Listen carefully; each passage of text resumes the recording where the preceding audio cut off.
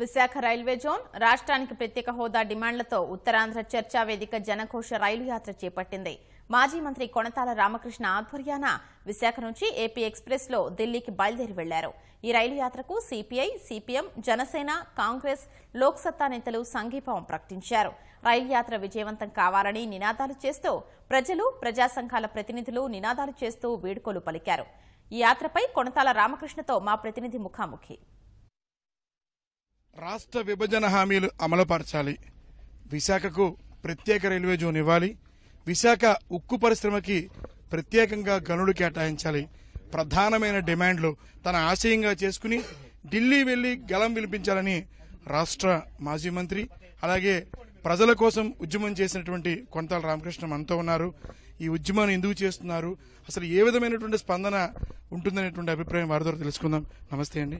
ఏ విధంగా ఈ ఉద్యమాన్ని చేపట్టారు? గతంలో కూడా మీరు రైతుల కోసం ఉద్యమాన్ని చేశారు రైవాడ జలాశయాల విషయంలో. ఈ రోజు మళ్ళీ రైల్వే జోన్ కోసం ఉద్యమం చేస్తున్నారు. ఏ రకంగా దీన్ని ముందుకు తీసుకెళ్తారు?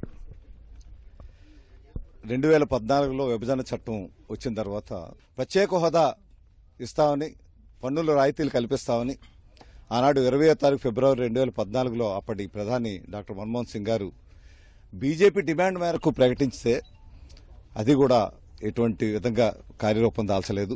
రైల్వే జోన్ ఏర్పాటు చేస్తాను విశాఖ కేంద్రంగా, అది కూడా ఎటువంటి ఆటంకాలు లేనప్పటికీ ఒరిస్సా ప్రభుత్వం కూడా వారు విశాఖ డివిజన్ని రాయగడ డివిజన్ వారు విభజించిస్తే వారు అభ్యంతరం లేదని తెలియపరిచినప్పటికీ కేవలం రాజకీయ కారణాలతో కక్ష సాధింపు చర్యగానే కనిపిస్తూ ఉంది.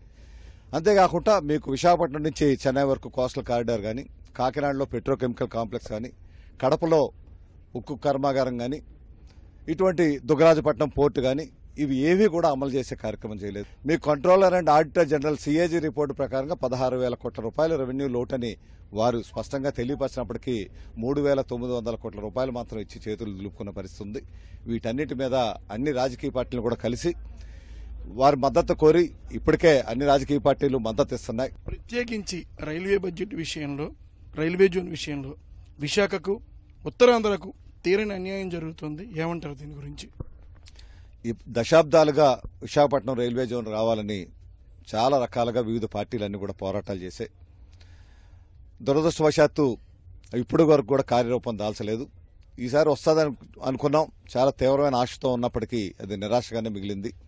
ప్రతిసారి బీజేపీ ఎన్నికైనటువంటి పార్లమెంటు సభ్యులు కానీ వారంతా కూడా రైల్వే జోన్ తప్పనిసరిగా ఇస్తాం, మీకు టైం కాస్త 1 నెల అటు ఇటులో ప్రకటించడం జరుగుతుందని చెప్తున్నారు. కానీ ఇప్పటికే కాలయాపన పూర్తిగా 5 సంవత్సరాలు కూడా పూర్తవుతున్నటువంటి పరిస్థితులు ఏర్పడినాయి.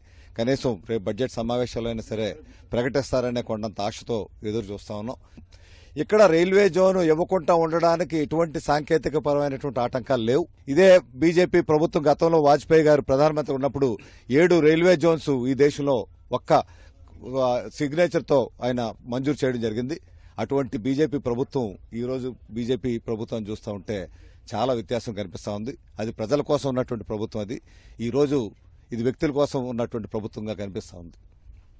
కేంద్రం మెడలు ఉంచి ఉత్తరాంధ్ర ప్రజల కోరిక చాలా కాలం నుంచి ఉన్నటువంటి రైల్వే జోన్ రప్పించడమే కాదు, అలాగే ఉత్తరాంధ్ర ప్రజలకు ప్రధానమైనటువంటి విశాఖకు ప్రత్యేక గనులు, విభజన హామీలు ఏవైతే ఉన్నాయో వాటిని నెరవేర్చే వరకు కూడా తన పోరాటాన్ని చేస్తానని కొణతాల రామకృష్ణ చెప్తున్నారు.